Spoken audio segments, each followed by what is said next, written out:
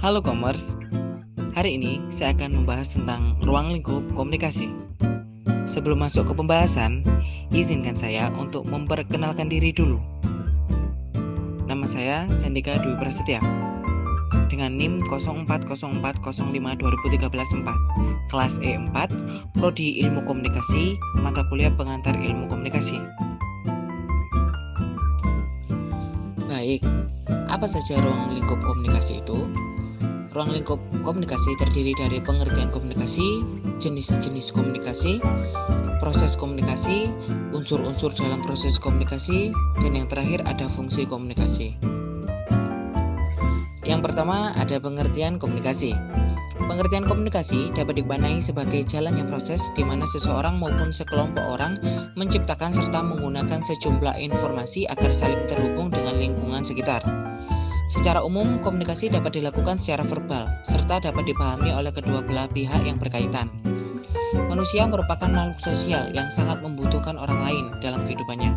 Dalam kehidupan sehari-hari, manusia pasti akan melakukan interaksi dengan orang lain, baik dengan keluarga, teman, tetangga, hingga rekan kerja.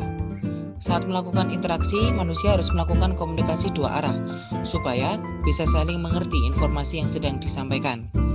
Jika komunikasi hanya dilakukan satu arah saja, kemungkinan hanya ada satu pihak saja yang memahami informasi yang disampaikan.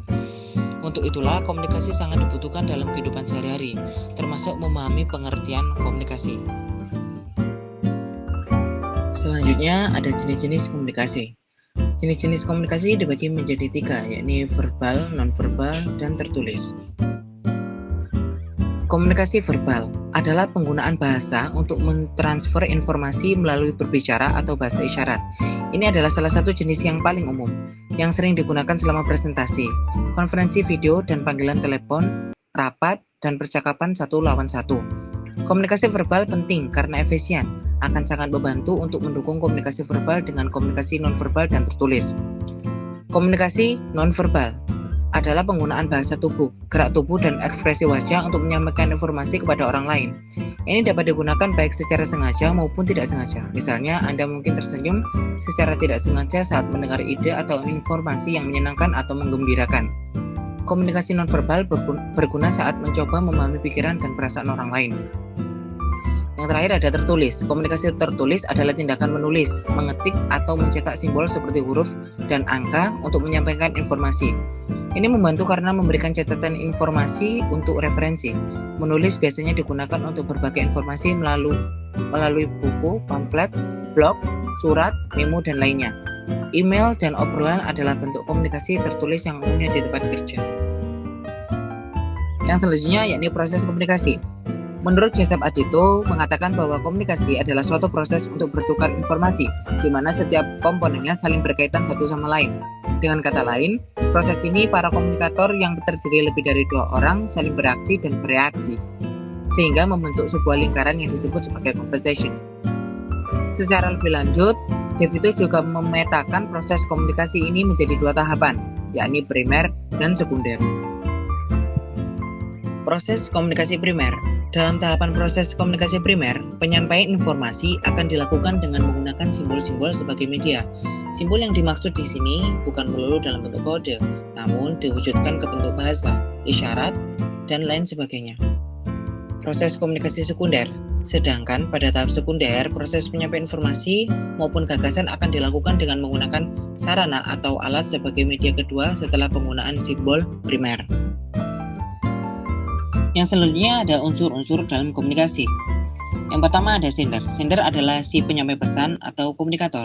Di sini, sender adalah sebagai orang yang berinisiatif dalam menyampaikan informasi atau gagasan. Yang kedua ada encoding.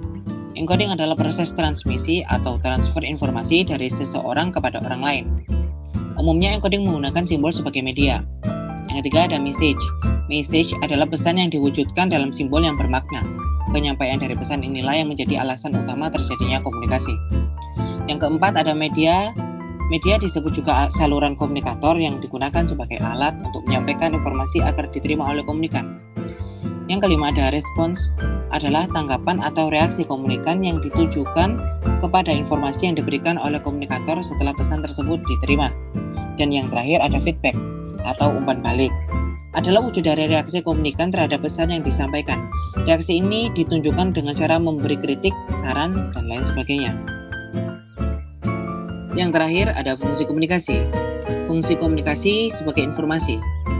Yang pertama yaitu sebagai informasi, di mana komunikasi menyajikan sebuah informasi yang dibutuhkan oleh setiap individu atau kelompok dalam mengambil sebuah keputusan serta meneruskan data untuk menilai beberapa pilihan sebelum akhirnya diputuskan.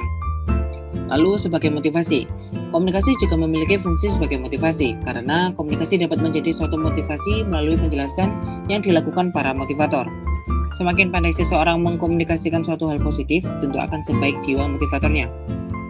Dan yang terakhir ada sebagai kendali. Komunikasi juga berfungsi sebagai kendali, yang berarti komunikasi tersebut berperan penting untuk mengontrol perilaku manusia baik secara perorangan maupun kelompok, melalui beberapa cara yang wajib untuk dipatuhi semua pihak. Baik Komers, terima kasih atas perhatiannya. Wassalamualaikum warahmatullahi wabarakatuh.